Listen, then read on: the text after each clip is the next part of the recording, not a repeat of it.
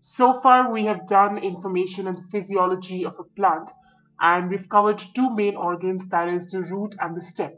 So in this video, we are going to start off with a very important organ for the photosynthesis. In fact, the most important vegetative organ for photosynthesis, that is going to be the leaf. The leaf is a generally flattened structure that is born on the stem. It develops at the node, and it also has a bud in its axil.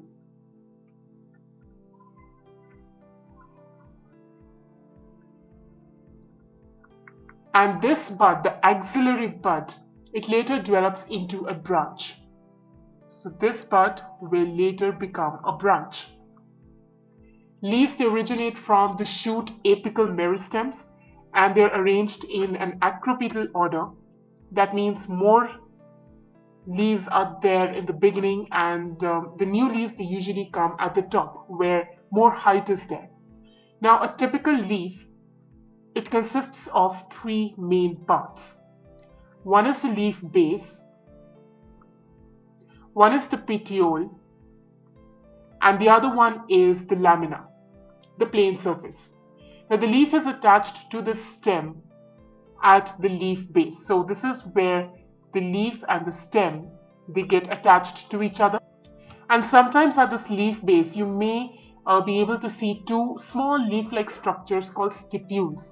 So I'm going to draw a diagram. Let's suppose this is the stem, and this is where the leaf is starting.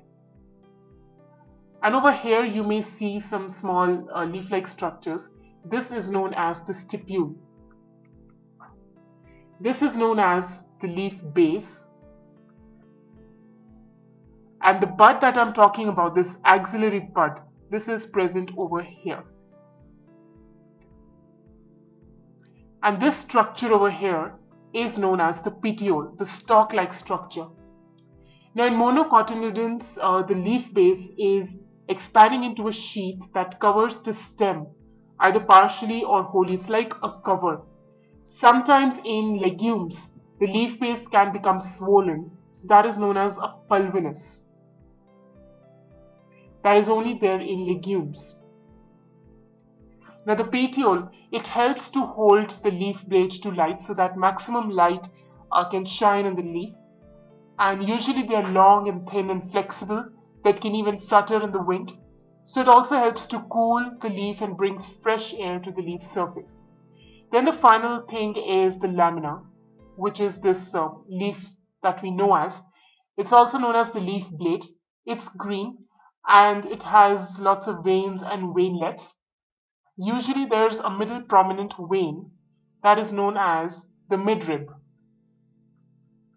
And then there are certain other veins. Now the veins are just like veins in the human body. They give rigidity to the leaf blade, plus they act as channels of transport for water and the other materials. Now the shape, the margin, the apex, the surface, and the extent of incision on the lamina, it varies in different leaves. So that is what we are going to do ahead after doing venation. Now venation is simply the arrangement of the veins and veinlets of the leaf. So you just need to know that there are two kinds of venations. So let me make a note here. If they run like a network, like this, that is known as reticulate. But if they are parallel, like in parallel lines, it is simply known as parallel. Usually dicotyledonous plants, they have the reticulate venation, and the monocots, for example maize, they have parallel venation. So that is an important characteristic in which you can differentiate the leaves of those two kinds of plants. Coming to the types of leaves. Now a leaf is known to be very simple when the lamina is the entire surface, or even if there are incisions, they do not touch the midrib. But once the incisions of the lamina, they reach till the midrib, breaking it into a number of leaflets, that leaf is known as a compound leaf. Now in that case, a bud is there in the axil of the petiole in both the simple and the compound leaves, but not in the axil of the leaflets. It's only in the axil of the main leaf. For instance, now the compound leaves may also be of two types. They can be pinnately. Alright, for example, this is the stem. Okay, this is the stalk, the petiole. Here is the axillary bud, and here you can find the stipules. So you're going to have a leaf that has further small leaflets. Now remember, each of these leaflets is not going to have an axillary bud. Only the main leaf, that is over here, you're going to have the axillary bud, not in these leaflets, not in the single individual leaflet. So that is pinnately, or it can be a case of palmately compound leaf also.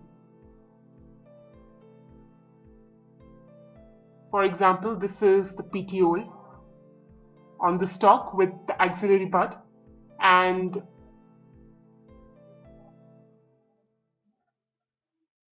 this is how the leaflets would be arranged, all on a common point. And these all were arranged on different lengths of the stalk. Now the compound leaves, when they are there in the pinnately compound leaf, this common axis, this is known as the rachis. So that is the difference in pinnately and palmately. So I'll give you examples also. For this, a good example is going to be the neem leaf, and for this it's going to be the silk cotton.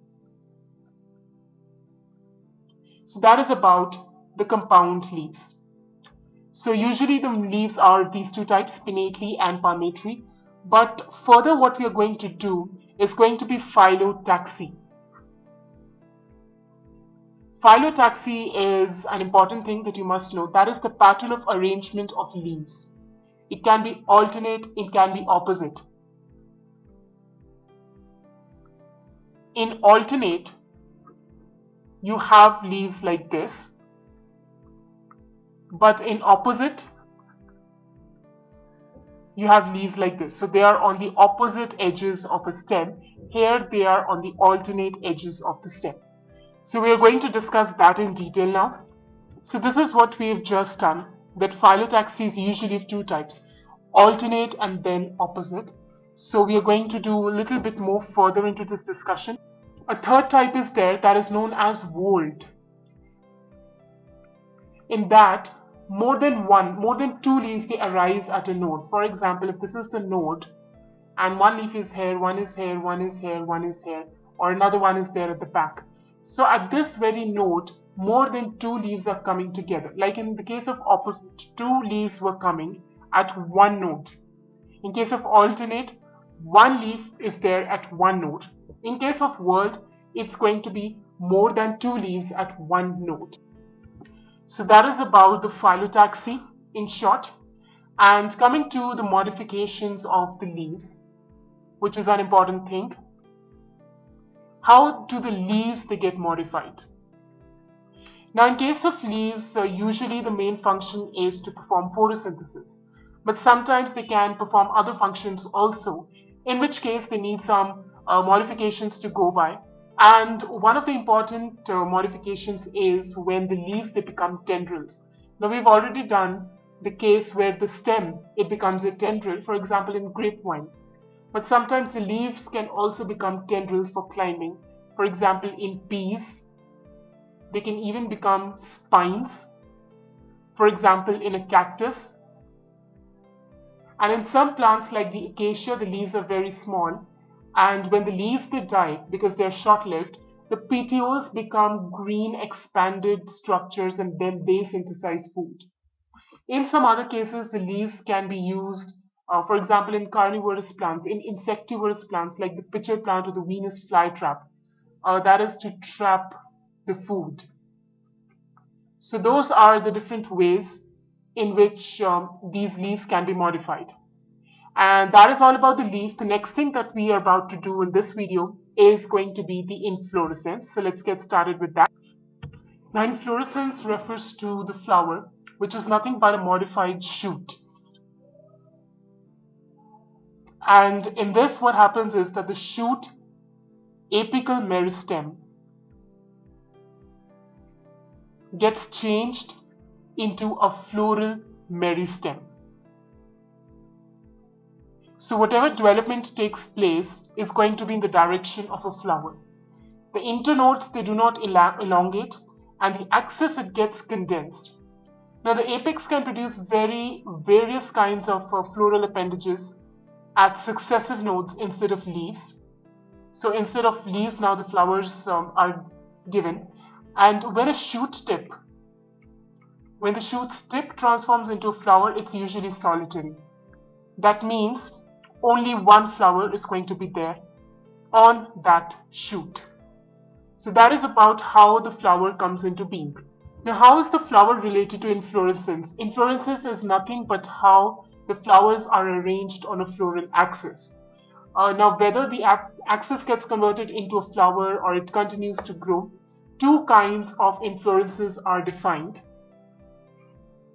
One is racemose, the other one is cymose. In racemose, the main axis, it continues to grow,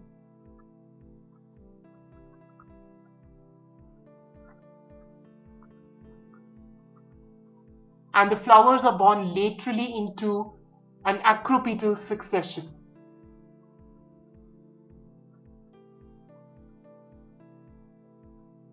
But in cymose, the main axis terminates in a flower.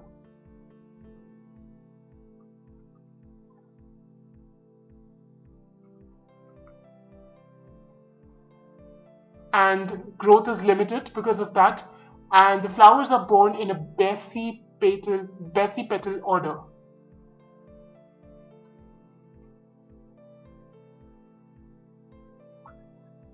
So the example is, for example, in this shoot, this becomes the flower, and in this, lateral growth is there. The main axis terminates and you have flowers on these ends like this. So that is the difference between racemose and cymose.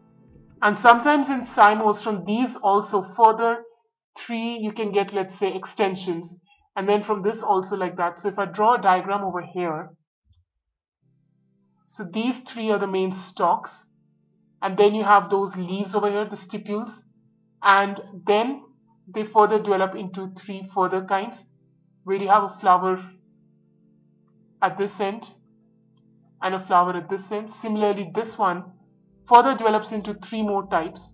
So flower at this end, a flower at this end, a flower at this end, and this one also grows into three further types: flower at this end, flower at this end, flower at this end. So this is what is cymose, and racemose would be just simple, the flower at the top and the leaves below. So that is the difference between racemose and cymose. Now the next thing that we are about to do is description of the flower in detail. Now in case of angiosperms, flower is meant for sexual reproduction, and that is the reproductive unit. Now a typical flower has 4 different kinds of whorls arranged successively on the swollen end of a stalk. So let me put all this information here. 4 kinds of whorls arranged successively on the swollen end of the stalk or the pedicel, and that is called the thalamus or the receptacle. And these 4 kinds of whorls, these are the calyx, the corolla, androecium,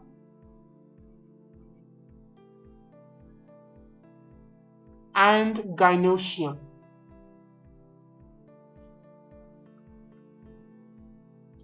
Now the calyx and the corolla, these are accessory organs.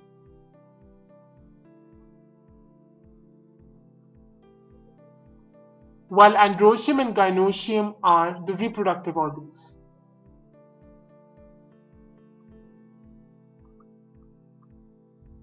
Now in flowers like the lily, the calyx and the corolla are not distinct. They are both termed as perianth. Both are similar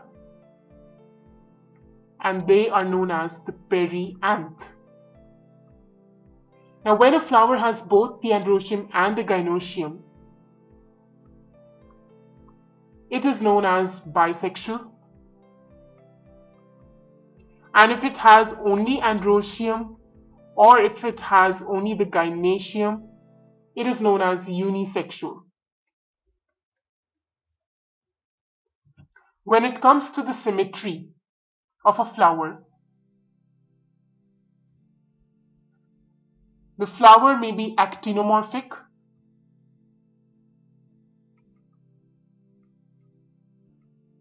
that means radial symmetry, or it can be zygomorphic.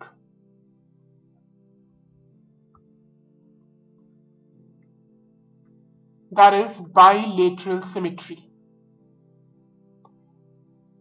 Now what exactly are these two terms, actinomorphic and zygomorphic?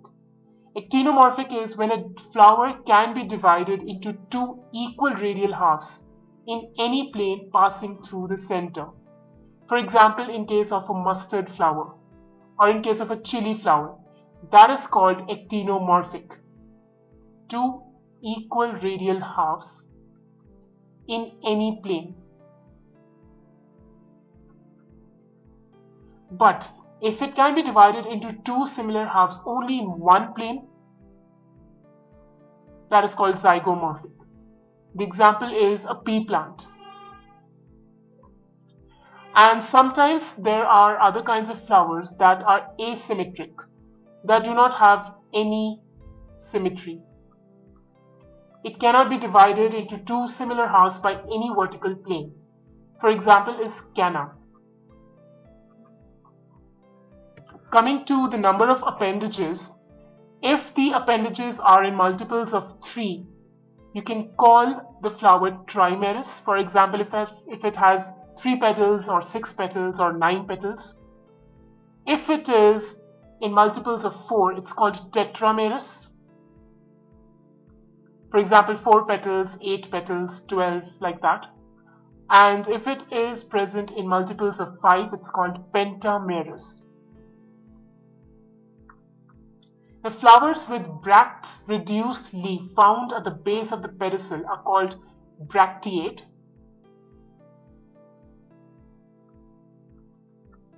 If bracts reduced leaf is found at the base of the pedicel,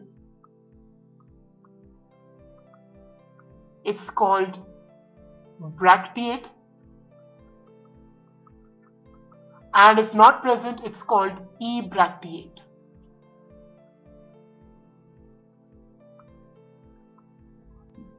The next thing that you need to know is that how the flowers are described into a few more different categories on the basis of the position of the calyx, corolla, and the androecium. So I'm going to go ahead and draw some figures. So these are 4 different kinds of flowers that I have drawn. The first one is known as hypogynous. I'll also describe and give you the difference between them. The middle 2 ones, they are known as perigynous. This one and this one as well. And the last one is known as epigynous. Now in the case of hypogynous, the gynoecium applies the highest position. So let me write it like this and label this. This applies the highest position, which is the gynoecium. And in such cases, for example, we have mustard, China rose, and brinjal. The ovary in such a case is known to be superior. And if the gynoecium is situated in the center and other parts are located on the rim of the thalamus, almost at the same level, that is called perigynous. In this case, it is said to be half inferior. So, half inferior. And it is supposed to be located in the center and everything is around the rim.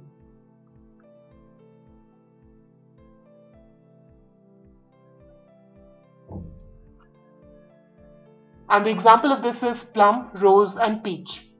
In case of epigynous flowers, the margin of the thalamus is upwards, it encloses the ovary completely, gets fused with it, and the other parts of the flower, they are arising above the ovary, over here. So the ovary is supposed to be inferior as compared to the other cases. For example, in guava and cucumber, even in the florets of sunflower. So that is how you can have different kinds of flowers based on the position, relative positions of the four whorls that we've just done. The calyx, the corolla, and finally the androecium and the gynoecium. The next thing that is important and that we need to do is parts of a flower. So we already know there are four parts, so we are going to discuss each one of them in detail. We have the calyx, the corolla,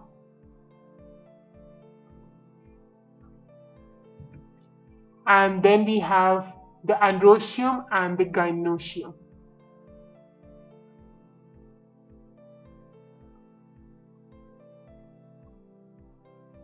So we'll discuss each one of them in detail. Coming to the first one, the calyx. Now that is the outermost whorl,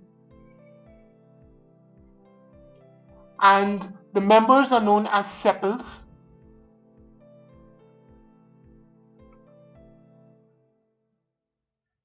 Generally they are green, lifelike. The calyx, depending on these sepals, can be of two types. If the sepals are united, it is known as gamosepalous. If they are separate, it is known as polysepalous. So that is about the calyx. Now coming to the corolla, the members of the corolla are known as petals. And usually they are very bright and colorful so that they can attract insects for pollination. Now just like sepals, corolla can also be gamopetalous. So I don't need to discuss again why it's called gamopetalous. That's because the petals are stuck to each other, they're united. Or it can be polypetalous. Now the shape and color, it varies. It can be in the form of a tube, bell-shaped, funnel-shaped, or it can be wheel-shaped. Now estivation is there, that is the mode of arrangement of the sepals or petals, and that is something that we will be doing after we discuss the androecium and the gynoecium in a little brief time. So we'll be doing estivation also. Estivation is nothing but how the sepals and the petals are arranged with respect to other members of the whorl. And coming to the androecium, androecium is composed of, so let me put it here, stamens. Each stamen, it has a stalk or a filament and an anther. Usually the anther is bilobed, and each lobe has two chambers. So this is the stalk or the filament, and this is the anther, which has two lobes. Each lobe is known as the pollen sac. And the pollen grains are produced in the pollen sacs. Sometimes you have a sterile stamen also that does not produce any pollen. That is known as a staminode. The stamens can be united with other parts of the flower, for example petals, or they can be united among themselves. When they are attached to petals, they are known as epipetalous.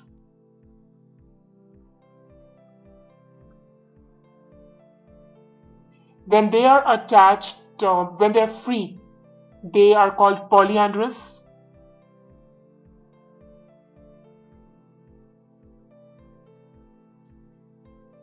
And sometimes the stamens are united into a bunch or a bundle. In that case, monoadelphous.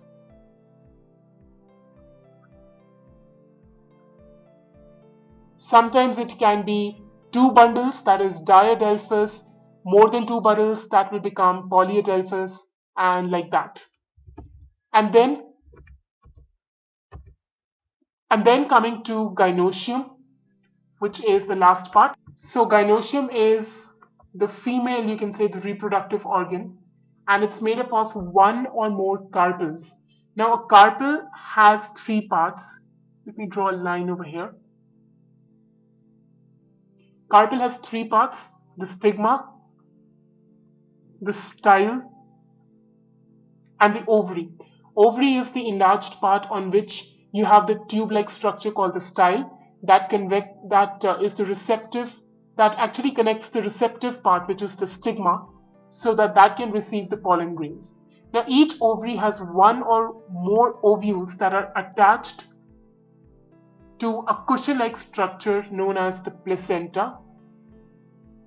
Now when each ovary has, let's say, more than one carpels are present in a flower, they may be free from each other. For example, in the lotus and the rose, they are called apocarpous. When they are free, when they are fused, they are called syncarpous.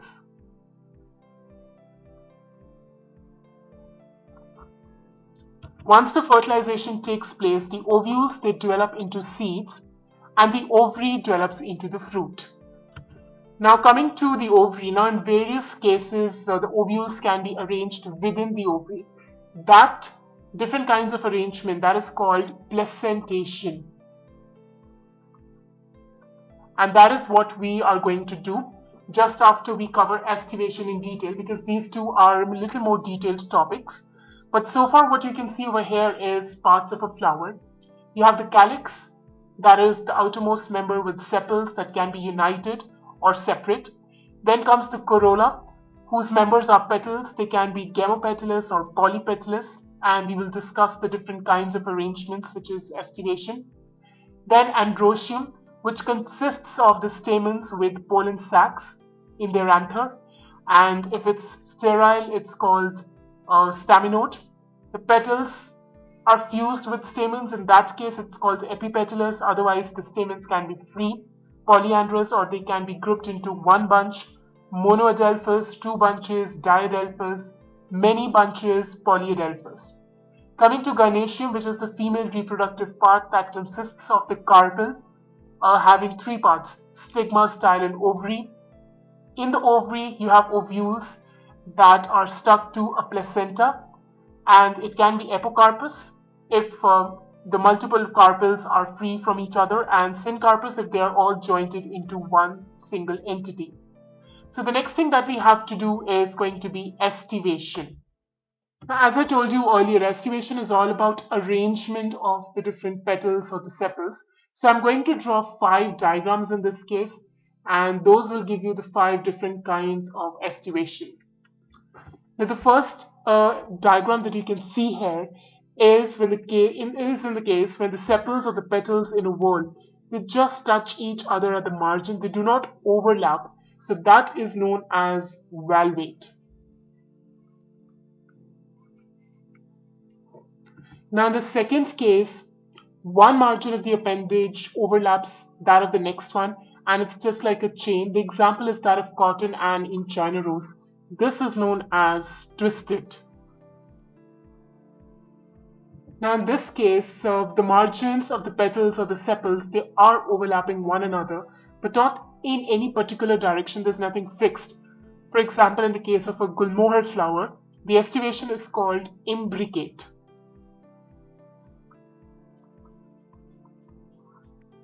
Now the fourth case, you can see it's a little different. It's used in the pea flowers and the bean flowers. There are 5 petals. The largest one is called the standard. It overlaps 2 lateral petals. So this one is known as a standard. The 2 lateral petals, they're known as wings. And they in turn overlap the the smallest, the anterior petals, known as the keel. This type of estivation is known as vexillary or papilionaceous.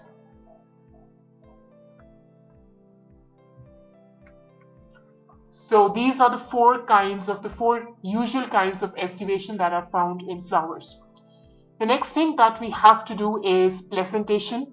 Now these are the 5 common types of placentation that you can find: marginal, axile, parietal, free central, and basal.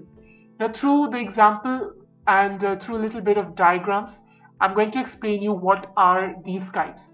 Now marginal is just like in the case of P. So you have these ovules that are arranged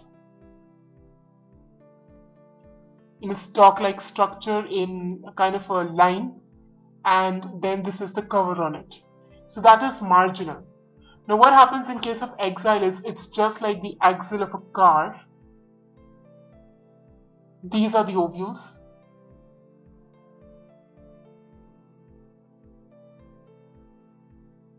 Two ovules here and two ovules here.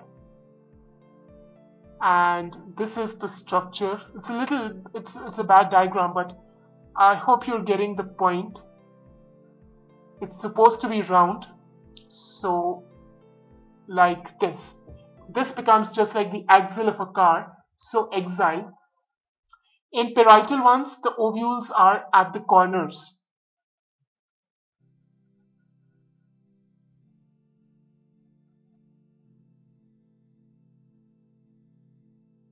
Like this.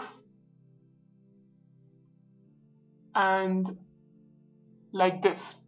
In case of free central, for example, in the case of a lemon, they're all at the center. Or apples or oranges. And this is the outside part. And the last one, which is called a basal,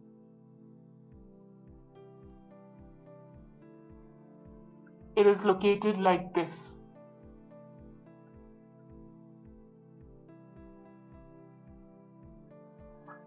So now I think it will be clear that in marginal, the placenta is like a ridge along the ventral suture of the ovary. The ovules are usually in the form of two rows, for example in P. Now in axile, the placenta is axial and the ovules are attached. It's a multilocular ovary. That means you have these three chambers over here. For example, in tomato and in the case of lemons also. In parietal placentation, the ovules are in the inner wall of the ovary, or it can be in the outer part. Ovary is one-chambered, but it can become two-chambered also because of there can be a formation of a false septum. For example, in the case of mustard. Now, and sometimes the ovules are there on the central axis and there is no differentiation. For example, in primrose, the septa is totally absent. The placenta is known as free central. And coming to the basal placentation, it develops at the base of the ovary and one ovule is only attached, for example in the case of sunflower. So that is all about the placentation you need to know, and that is all that we'll be doing in this video regarding the leaf and the fruit. So do watch the next video that is based on the fruit in detail. So far we have covered the leaf, the root, and we've also done the stem and the flower. So thank you so much for watching this video.